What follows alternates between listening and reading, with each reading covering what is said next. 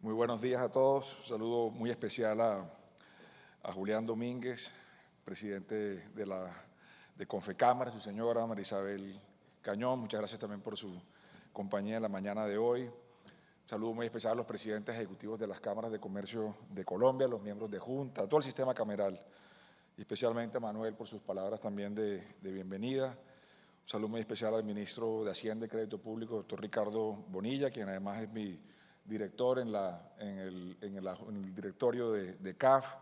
Un saludo muy especial también a Soraya Caro, viceministra de Desarrollo, al doctor Javier Cuellar, presidente del Fondo Nacional de Garantías, a Jaime Alberto Cabal, presidente de FENALCO, a los congresistas que nos acompañan en la mañana de hoy en este acto de apertura, a José Jesús Rodríguez de México, bienvenido también a su país hermano, Colombia. Y un saludo muy especial, por supuesto, a los empresarios, a las empresarias, a los emprendedores de toda Colombia. Como dijo Julián, este sistema recoge toda la savia vital que tiene nuestro país históricamente. Y es importante el encuentro anual.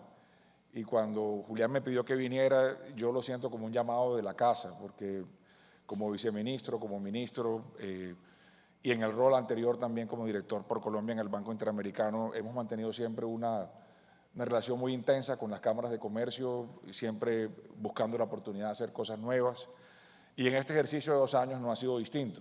Hemos estado interactuando con varias de las cámaras, pensando en proyectos, en cómo integrar más el Banco de Desarrollo y la banca pública de desarrollo con el sistema cameral.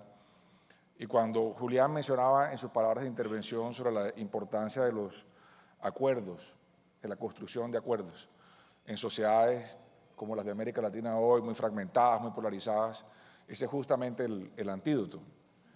Y junto con la OSD y la Comisión Europea presentamos en noviembre del 2021 un documento que era justamente una reflexión sobre cómo venía América Latina después de la pandemia y lo que estaba pasando, y cómo deberíamos reaccionar en ese mundo post-pandemia para tratar de cerrar las brechas que se nos ahondaron en América Latina con ocasión de la pandemia. Y ya la región venía en una década de bajo crecimiento que es comparable con la década de los 80. El bajo crecimiento que venía inclusive antes de la pandemia del COVID, ya la región venía floja, venía con bajo rendimiento. Y la pandemia le agregó problemas en muchas dimensiones. Agregó un problema fiscal, que lo vamos a evidenciar este año, el año entrante y el siguiente. Y es que todas las economías tuvieron que endeudarse altamente para poder atender la emergencia del COVID. Nadie se iba a preguntar si se debía o no se debía endeudar un gobierno en el 2020. La respuesta fue: hay que endeudarse, y todos los países soltaron la mayor cantidad de ayuda posible.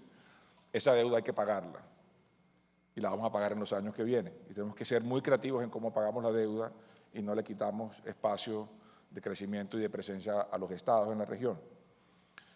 Dejó una factura muy compleja, que fue la de la educación también. El gran encierro que hizo América Latina nos dejó también un problema por delante que no lo hemos resuelto todavía, y es que tenemos a los niños menores de 10 años, esta generación de niños, que son responsables del crecimiento de los próximos 20 o 30 años, con menor comprensión de lectura en la historia de América Latina reciente.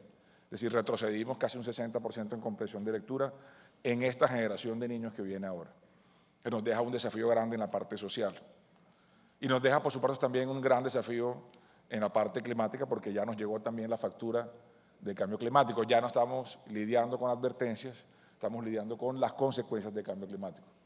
Entonces, todo esto está confluido, y todo esto ya ha llegado a un momento muy complejo para América Latina, y ahí es donde hay que reflexionar sobre el tema de los acuerdos, de cómo lograr un diálogo que permita no solamente una relación de empresarios o de sector privado, sector productivo con sector público, tiene que ser también intergeneracional, como lo mencionaste con lo de Compromiso Valle. Hemos estado también trabajando con Compromiso Valle nosotros, ayudando también a entender el modelo, esparciendo el modelo, no solamente en Colombia, también en Chile y en otros países de América Latina y el Caribe. El acuerdo tiene que ser intergeneracional, es entre jóvenes y gente mayor. El acuerdo tiene que ser urbano y rural también, tiene que tener una conciliación del mundo rural y el mundo urbano, y tiene que tener una cantidad de capas o niveles de conversación para que efectivamente se produzca. Y se requiere ese acuerdo, como lo mencionó Julián, como lo ha mencionado el presidente y el gobierno, porque las sociedades nuestras, en la medida que estén divididas y polarizadas, no van a poder enfrentar el tamaño de la crisis que tenemos enfrente. Y la crisis no es solamente la que generemos nosotros con nuestras decisiones, es también la realidad de tener una región como América Latina que está expuesta más que cualquier otra a la rigurosidad del cambio climático. Y por esa razón, infortunadamente, como se lo mencioné a Julián, estamos terminando este panel, yo salgo para Santa Marta. Hoy tenemos un equipo del banco que está presentando el reporte de Economía y Desarrollo del banco de este año, que versa justamente sobre el desafío del cambio climático, los 3 desafíos: adaptación, mitigación y protección del capital natural. Lo estamos lanzando hoy y el próximo año estaremos, este año y el año entrante, trabajando con ese documento. Es un documento de una investigación de 2 años que ha hecho el banco y sus especialistas, con ONGs, con fundaciones de toda América Latina y el Caribe, para entender rápidamente cómo pasar a la programación y al financiamiento de la adaptación al cambio climático y, por supuesto, de la mitigación ambiental. De manera que, me disculpa, yo le dije a Julián, me va a tocar salir inmediatamente por carretera y además competimos hoy con el partido de Colombia y Venezuela. El tráfico en Barranquilla se pone pesado y hay que preparar un par de horas para atravesar la circunvalar en Barranquilla. De manera que por esa razón no voy a quedarme hasta el final del panel, pero también quiero agradecerle al ministro que me dé la oportunidad de dirigir estas palabras en apertura. Quisiera también comenzar un poquito hablando sobre lo que hicimos ayer aquí en Cartagena con el ministro Bonilla y con Bancoldex. Hicimos ayer la cumbre del Financing Common. Este es un encuentro que nació hace 4 años en París por liderazgo de la Agencia Francesa de Desarrollo y del Club de bancos que financian el desarrollo a nivel mundial. Y hacíamos esta referencia ayer en el Financing Common. Y después de la Segunda Guerra Mundial viene un gran impulso a la creación de la banca pública de desarrollo a nivel mundial. Esa reunión en el año 44-45 de Bretton Woods, que dio origen al Fondo Monetario y al Banco Mundial, era para reactivar la economía que venía de un gran choque producto de la Segunda Guerra Mundial.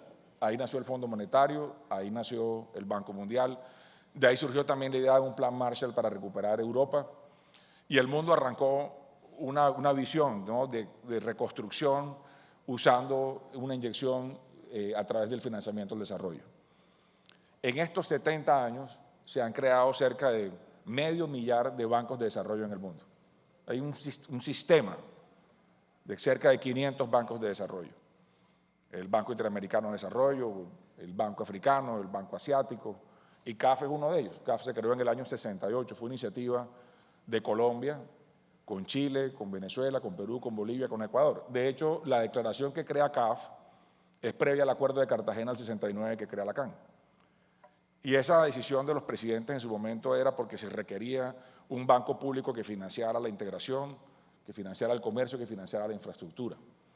De hecho, la primera operación que hizo este banco fue un puente fronterizo sobre el río Limón, en Zulia, para fomentar el comercio entre Venezuela y Colombia. Entonces, el banco arrancó ahí en el año 70 con su primera operación y hemos venido en el progreso, este banco en los últimos 53 años, en una gran transformación que explicaré más adelante. Pero la cumbre que tuvimos ayer aquí en Cartagena nos permitió congregarnos por primera vez todo este sistema que cubría casi 65 países del mundo, todos los continentes, para conversar cómo logramos volver todos estos bancos de desarrollo a un ecosistema que apoye más el financiamiento. 12% del financiamiento global al desarrollo lo proveen directamente de estos bancos. Y el apalancamiento que hacen los bancos ayuda al sector productivo a apalancar más obras de financiamiento al desarrollo. Entonces, el desafío es cómo hacemos más, porque el tamaño de la crisis que tenemos enfrente es mucho más grande que la capacidad de los bancos, de todos los bancos sumados. No de un banco, de todos los bancos sumados. Y esa fue la reflexión que tuvimos en Cartagena lunes, martes y miércoles, que concluyó ayer. Varias ideas quedaron en el planteamiento que yo quiero hacer referencia también a ellas ahorita. Y tenemos la urgencia, por ejemplo, de utilizar los recursos de los derechos especiales de giro que hizo el Fondo Monetario con ocasión de la pandemia. El Fondo Monetario, desde la creación del fondo hasta la fecha, ha hecho emisiones cuando hemos tenido crisis financieras grandes o cuando hemos tenido una pandemia como la que enfrentó el mundo en el 2020. De esos derechos especiales de giro eran 600.000 millones de dólares de activos especiales. Se han utilizado cerca de 200.000 y hay 400.000 todavía que el fondo no ha podido asignar porque los tienen los países en desarrollo que no los necesitan. Entonces viene una discusión global de cómo logramos que esos recursos que están en el norte bajen al sur y cómo hacemos para que bajen a través de la banca de desarrollo. Por esa razón, hace 2 años, cuando llegué al banco, comenzamos el proceso de acreditación de CAF frente al Fondo Monetario para convertirnos en tenedores autorizados de esos activos especiales, que nos permita bajar esos recursos, convertirlos en capital y apalancar más financiamiento al desarrollo. Este banco puede aumentar por 2 o por 3 o por 4 o por 7 o por 10 su capacidad operativa, sus programas de financiamiento al desarrollo, con tasas bajas, con plazos largos, con años de gracia, si logramos utilizar bien ese activo especial que son los derechos especiales de giro. En febrero de este año, 3 bancos de la región obtuvimos ese reconocimiento por parte del Fondo Monetario, el BID, el Banco Caribeño de Desarrollo y la CAF. Hace un mes, y quiero agradecerle aquí al ministro Bonilla y al ministro Umaña, hicimos la primera operación en la historia de DEX para un banco de desarrollo. Bajamos $1.000 millones para cruzar en un puente de financiamiento a Argentina y salvamos un parte de esos DEX para hacer más operaciones en el Caribe para agua potable y para energía. Entonces, hemos demostrado ya este año, uno, que se puede utilizar los DEX, que podemos bajar los DEX a América Latina, y ahora arranca un proceso de conversación global que inició ayer con el Financing Commons, que había tenido una estación anterior en la cumbre que citó el presidente Macron y la primera ministra de Barbados, y en la que participó también el presidente Petro, hace cerca de 2 meses en París. Tenemos otra cita la semana entrante en España, en Santiago de Compostela. Por primera vez vamos a reunir a los ministros de Economía y Finanzas de América Latina y Europa. Son 60 ministros, es 1/3 del Fondo Monetario, 1/3 del Banco Mundial, para avanzar en esa discusión. Entonces, el gran desafío que tenemos hoy del lado de la banca de desarrollo es lograr aumentar nuestra capacidad operativa, nuestra capacidad de financiamiento, de elaboración de planes de preinversión, hacer proyectos bancables y asegurar el financiamiento a los gobiernos en el sur global, es decir, en África, en Asia y en América Latina, para prepararnos para el cambio climático. Ese es el gran desafío en el que está la banca de desarrollo a nivel regional hoy, y yo quiero agradecerle nuevamente al ministro Bonilla por el apoyo en el directorio para avanzar en este sentido. Estaremos con el ministro la semana entrante en Madrid, en Santiago de Compostela, justamente provocando esa conversación por primera vez con los ministros de Europa. Hay casi 150.000 millones de dólares reservados en este momento como activos especiales en el Banco Central Europeo. Las discusiones que vamos a dar con los ministros ahora y en Marrakech, en la cumbre del Banco Mundial y del Fondo Monetario, es cómo utilizar esos recursos que quedaron de la pandemia para enfrentar el desafío que tenemos hoy de cambio climático. Se ha hablado mucho de ese término de policrisis, es un término acuñado por el Foro Económico Mundial hace más de 10 años. Y la policrisis era como una reflexión de esta suma de problemas. La expresión se acuñó antes de la pandemia. La policrisis ha tenido su mayor expresión en los últimos 2 años. Todo el mundo esperaba un gran rebote de la economía en 2022. Y efectivamente tuvimos una recuperación en 2022. Pero sabíamos también que luego de ese rebote venía un relajamiento y un enfriamiento de las economías, y lo estamos visualizando no solamente en América Latina, sino también en China y en otros puntos a nivel mundial. Tenemos un gran desafío por recuperar nuevamente el crecimiento, por generar empleo, y ese será el desafío que viene. Y por supuesto ahí se anclan conceptos que mencionó Manuel, el hecho de la baja productividad en América Latina y el Caribe, el hecho de tener una desigualdad tan profunda en América Latina y el Caribe, son frenos que impiden un crecimiento sostenido por encima del 4 o del 5% en nuestra región. Y llevamos 40 años con 1/3 de productividad respecto de Estados Unidos. Y las razones radican justamente en los mensajes que dio Manuel. Están en educación, están en tecnología, están en infraestructura. No es posible que aumentemos nuestra productividad si efectivamente no resolvemos estos problemas que son además históricos, acumulados y además heredados intrageneracionalmente. Entonces tenemos un gran desafío para elevar la productividad, que está asociada a factores estructurales de infraestructura, de tecnología, de educación. Y por supuesto, para poder asegurar el crecimiento nuestro, no podemos entrar en un conflicto entre la agenda ambiental, la agenda fiscal y la agenda social. toca hacer un esfuerzo enorme de combinación para atender todos los frentes al tiempo, porque eso es justamente la policrisis. Tenemos hoy una de las regiones más desiguales del mundo, América Latina, más desigual, casi que 30% más desigual que la siguiente más desigual, que es el África subsahariana. Tenemos un problema acumulado en educación que impide la movilidad social. Ese fue el reporte que entregamos en Cali, en la Universidad Javeriana, hace 2 meses. La acumulación de la debilidad nuestra en educación permite hoy que una persona que está en la pobreza hace 8 o 10 generaciones no haya logrado salir de la pobreza. Esa es una de las características más infames que tiene América Latina. Es la terquedad de la pobreza y la transmisión generacional de la pobreza. Necesitamos resolver ese problema en América Latina. Y cuando uno mira América Latina encuentra otra palabra que es vital en la región, que es contraste. Esta región tiene las soluciones y tiene los problemas, y a veces para cada solución le agrega un problema, también es cierto. Pero cuando hicimos el análisis de la parte de desigualdad, encontramos que hay un país que es el menos desigual dentro de América Latina, y un país que tiene el 100% de la educación garantizada, pública, gratis y de cobertura total. Entonces, fuimos a ese país, que es Barbados. Hace 3 semanas estuve con la primera ministra, con el equipo de gobierno de ella, presentamos el reporte allá y vimos el país menos desigual dentro de América Latina es Barbados. Obviamente la comparación con Barbados hay que hacerla en tamaño de la escala. Son 280.000 habitantes, son 500 kilómetros cuadrados, pero hay que entender cuáles fueron las claves de Barbados, porque también hay islas más pobres y más desiguales. Entonces, ¿por qué esta en particular es menos pobre, menos desigual? Y la clave la encontramos nuevamente en lo que ya sabía que tenía el estudio, que es educación. Durante 150 años, la cobertura de educación primaria ha estado presente en la isla. La explicación de la primera ministra Motley fue muy interesante. La necesidad y la obligatoriedad de la iglesia de leer la Biblia como contacto con Dios, que es una experiencia de carácter personal, decía ella, obligó a crear el mayor número de escuelas primarias y de iglesias en la isla, hace 150 años, asegurando que cualquier persona que estuviera en la isla, no importa si era esclavo o no, tenía que saber leer y escribir y tener comprensión de lectura. Y eso hizo un cambio en la isla hace 150 años. Y han preservado ese capital de la educación, lo han preservado durante siglo y medio. Y eso ha ayudado a cerrar las brechas de desigualdad. Necesitamos acumular educación para cerrar la brecha de desigualdad, que es uno de los grandes problemas para poder avanzar en productividad. Por más que le metamos al sistema empresarial, por más que ayudemos a las empresas a ir adelante, vamos a tener siempre un rezago que hay que resolverlo, y el rezago está en educación. Hay que hacer más inversión pública en educación y hay que atender mejor las coberturas en educación. Después tenemos otro tema en desigualdades acumuladas que se refieren a vivienda.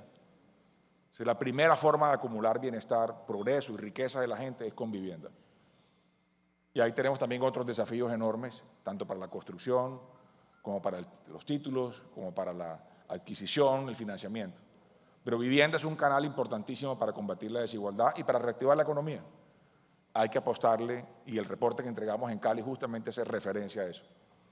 Y lo tercero es mercado laboral y acceso con reformas al mercado laboral para generar más empleo formal. Ese estudio fue el que entregamos justamente en Cali hace un mes. Más vivienda, más educación, mejores reformas para el mercado laboral. El estudio que entregamos esta tarde, que orientará la acción del banco en adelante, hace referencia a la adaptación al cambio climático, que es la gran urgencia de América Latina y el Caribe. Es transición energética, es electromovilidad, es el uso de los residuos sólidos, es el tratamiento de las aguas en América Latina, que está muy rezagado. Y esta de adaptación se cruza con los ODS. Estamos a 2.300 días del 2030. Estamos ya en más de la mitad del camino ya para llegar al cumplimiento de la verificación de la agenda de los ODS. Y los ODS nacieron en América Latina, fue una propuesta de América Latina y el Caribe en la cumbre de Río +20. Los ODS no son un invento ni una imposición, es simplemente una mirada al espejo de cuánto estamos dispuestos a hacer de aquí al 2030. Y América Latina tiene casi 2/3 de esos ODS muy atrasados, especialmente los de agua y los de saneamiento. Es un gran desafío para la región hoy y eso vamos nuevamente a insistirlo en los financiamientos y en los programas que vengan. Hay que hacer más coberturas de agua y más coberturas de saneamiento básico para reducir pobreza. Movidas esas palancas hacia adelante, de menos desigualdad y menos pobreza, es que vamos a poder tener un entorno de mayor florecimiento empresarial y de mayor crecimiento, de mayor movilidad, de ascenso, como lo ha planteado Julián, porque se requiere ese entorno para que las empresas puedan florecer.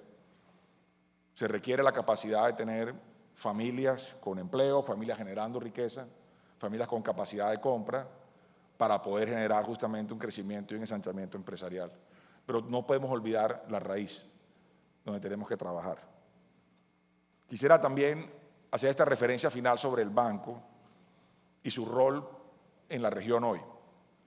La semana entrante nuestro directorio va a tener la oportunidad de aprobar el ingreso de 7 islas del Caribe y países que se sumarán al banco. Vamos en el proceso de consolidar el banco como un banco de la región, de América Latina y el Caribe, y que se convierta en una gran palanca de financiamiento al desarrollo y movilizador y catalítico de recursos para la región. El banco que nació, como les decía a un inicio, como un banco subregional andino, hace 30 años tuvo un cambio estructural, se convirtió en el primer emisor latinoamericano, obteniendo el grado de inversión, cambió su plan operativo para convertirse en un gran banco de infraestructura. Y tercero, y voy a hacer esta referencia a México, se volvió en un banco de la región. Y México fue el primer país en entrar a CAF como accionista. Y a partir de ahí Brasil, Argentina, Paraguay, Uruguay sucesivamente. Chile, que fue uno de los fundadores, se retiró durante la dictadura y regresó en la democracia, pero regresó como un pequeño accionista. El año pasado, en conversaciones con el ministro Marcel, con el presidente de Chile, logramos el regreso pleno de Chile al banco. O sea, hoy el banco tiene una presencia geográfica y para finalizar este año será el banco de mayor presencia geográfica en América Latina y el Caribe. Nuestra idea es doblar el tamaño del banco de aquí al 2030. Ya tenemos la autorización de capital que hicieron los socios accionistas del banco y el gobierno de España, que también es nuestro socio, acabó de aprobar en el Consejo de Ministros el incremento patrimonial que firmaremos la semana entrante en Madrid. Si vamos a poder tener un banco de desarrollo que este año ya llegamos a cerca de 32.000 millones de dólares de cartera, vamos a poder llevarlo a cerca de 60.000 al final del 2030. Y nunca se hubiera imaginado Carlos Lleras Restrepo o el presidente Eduardo Frei que el banco que ellos soñaron en el 68 terminaría financiando más que el Banco Mundial en América Latina y el Caribe. O que el banco que ellos crearon en el 68 en Bogotá terminaría sirviendo desde el Río Grande hasta Ushuaia en Tierra de Fuego. Esa es la realidad del mundo de finanzas al desarrollo hoy. Este siglo es el siglo de los bancos orientados por los prestatarios, de los bancos orientados por los países que son los accionistas.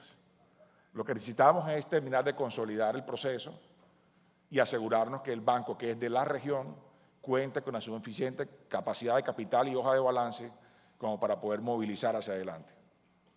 En el directorio que tendremos en Río de Janeiro este año, a final del año, vamos a tener una sesión especial sobre garantías. Ahora saludaba al presidente del Fondo Nacional de Garantías. Decía, aquí hay un gran potencial que tenemos por delante. Ayer hicimos justamente en el Finance in Common una sesión para hablar de garantías, de cómo podemos los bancos de desarrollo incrementar el uso de las garantías dentro de nuestras hojas de balance y asegurar un mayor financiamiento al sector privado. En la medida en que logremos diluir el riesgo, aumentaremos la capacidad de financiamiento al desarrollo. Esto es un trabajo que tenemos que hacerlo con la mano con las cámaras de comercio. Está también el mensaje tuyo, Julián, y también el de Manuel. Aquí hay un aliado importante. El Fondo Nacional de Garantías es una tesis de grado de Juan Alfredo Pinto. ¿Tú sabías eso, Soraya, o no? La tesis de grado de Juan Alfredo Pinto fue sobre garantías. Colombia no tenía un fondo de garantías. Cuando celebramos los 20 años con Juan Alfredo, recordábamos esto. Este sistema sirvió tremendamente para las pequeñas y medianas empresas y para las microempresas en Colombia durante la crisis. Lo que hay que hacer es fortalecer el sistema de garantías para expandir aún más. Entonces tenemos un gran desafío que es el financiamiento al desarrollo en los próximos años. Y lo que quiero que sepan en el sistema cameral es que cuentan con CAF, con el Banco de Desarrollo de América Latina, como un aliado para sacar estos proyectos adelante. Que podemos hacer muchas cosas nuevas. que podemos incrementar inclusive, hacer mucho más intensa la política de desarrollo empresarial que hemos tenido en Colombia. Hay muy buenos ejemplos acumulados de 30 años en el país, de muy buenos programas de asociatividad empresarial, de desarrollo de proveedores, de offsets para transferir tecnología, pero nos falta, como muchas veces, intensidad en las políticas. Y ahí queremos ofrecer el concurso del Banco de Desarrollo de América Latina y el Caribe para acompañar a esos esfuerzos del sistema cameral. Así que no por el hecho de ser colombiano, no por el hecho de ser el primer presidente colombiano en el banco, quiero hacer esta oferta de trabajar más de cerca, pero como dice el presidente Biden, estoy bromeando, pero en el fondo no, hay que aprovechar esta coyuntura para acercar más al banco también a Colombia y al sistema cameral, y yo aspiro en los años que me quedan poder hacer eso realidad. Así que muchísimas gracias nuevamente, Manuel y Julián, por la invitación. A todos, muchísimas gracias y les deseo una jornada llena de reflexiones, pero sobre todo, como dijo Julián, de buena energía, ese gran abrazo y sobre todo pensar hacia adelante cómo seguimos haciendo más fuerte y más relevante a nuestro país y más presente el sector empresarial y productivo. Muchísimas gracias.